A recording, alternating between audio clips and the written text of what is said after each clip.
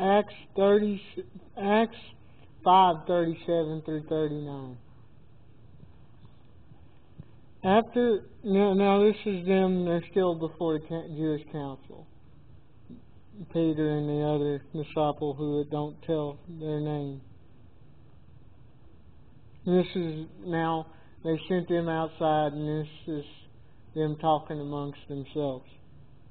After him, at the time of the taxation, there was a Judas of Galilee.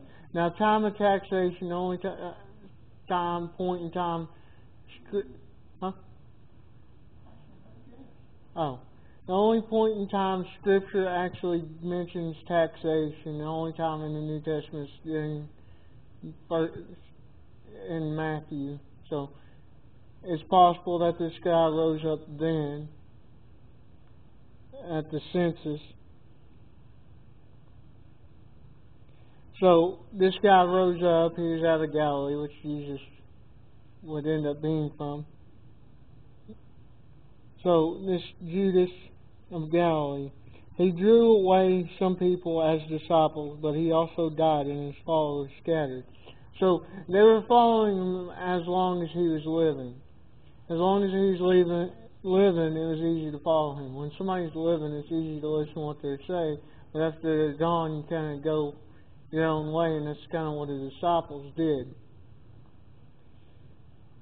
You know, it kind of shows that they were just following him just to follow somebody. Because if you truly listen to somebody, they leave an impression on you. For them to scatter, they were just, left no impression on them. Because God wasn't in it. And so, my advice is leave these men alone. If what they teach and do is merely on their own, it will soon be overthrown. Now, as a church, we're really aren't supposed to react that way. False doctrines come into church, we're to direct them to Christ and show them the right way. We have the Scripture to tell us what is right way to serve God. We have Scripture to tell us the truth. And if anything opposes that, we need to react to it. Now, if it's over there, wherever, and not in our circle, we don't need to go out of our way to react with it. We need to just trust the Lord to allow the believers over there to deal with it. But if it comes our way, we need to stand for the truth. We need to stand for the truth, not stand against lies. If we're standing for the truth, the lies are going to be known. Sometimes we can get so focused on attacking the lie that we're focused on the lie, not really sharing what the truth is. We're focused on that being wrong, but we ain't actually telling people what's right. And that isn't a point we need to get to. We need to recognize what's wrong, recognize the false teachings and false doctrines out there. But instead of just teaching that they're false doctrines, we also need to be teaching what the right truth is. If we're doing one or the other, then we're not leading people to Christ. Because if we're just teaching against a false doctrine, then all we're doing is leading people from not going there. We're leading people to where they need to be, which is Christ. Now, most teachings water down after the person dies. Most. Those that are around today obviously didn't. But if the church reacts the way it's supposed to it, then the crowd will die with the crowd, because the only ones that will go there, if the church is doing what it's supposed to, are those that are fooled anyway, and after them people are gone, then they'll die out. So for us to completely ignore it isn't good advice. For us to participate in it isn't something we need to do. Some people may have the idea, well, the best way to stop them is join them, work from the inside out. That's a bad idea. oftentimes the way they're effective is by their persuasion of their words. And usually if you get that close, you're going to get trapped. And also, if you're getting that close, they ain't going to trust you because you're in there by mistrust anyway. But if it is of God, you will not be able to stop them, lest you find yourself fighting even against God.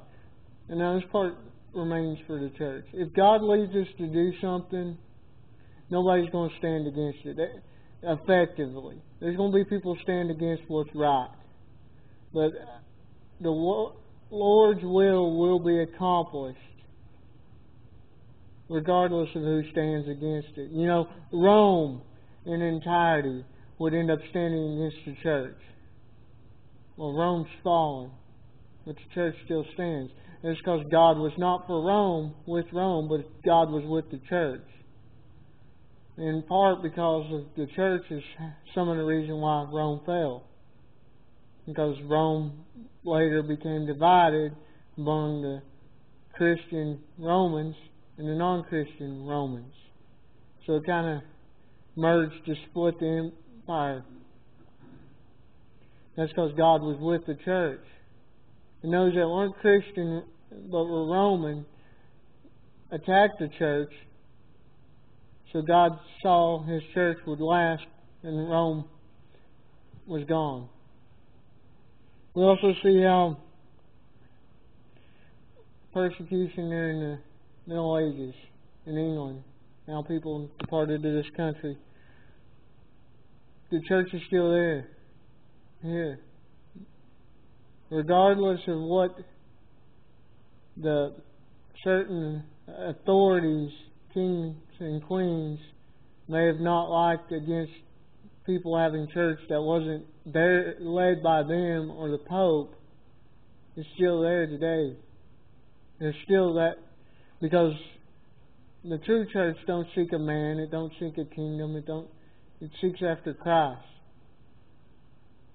And that still stands today, regardless of them wanting it to be authoritative by some priest, bishop, pope, king. There's still a church today, the true church, that serves simply Christ.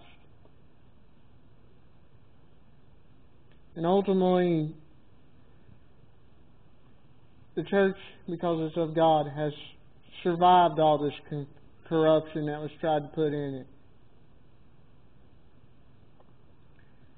You know, that's one thing that the devil realizes he can't stop the church, but he tries to corrupt it. These teachings that try to find their way in the church ain't by accident. We see the church, some places today, how they live just pretty much as the world. Because God's behind the church, there'll come a day where the church is past that. That ain't going to be able to stop the church. It ain't going to be able to stop God's will.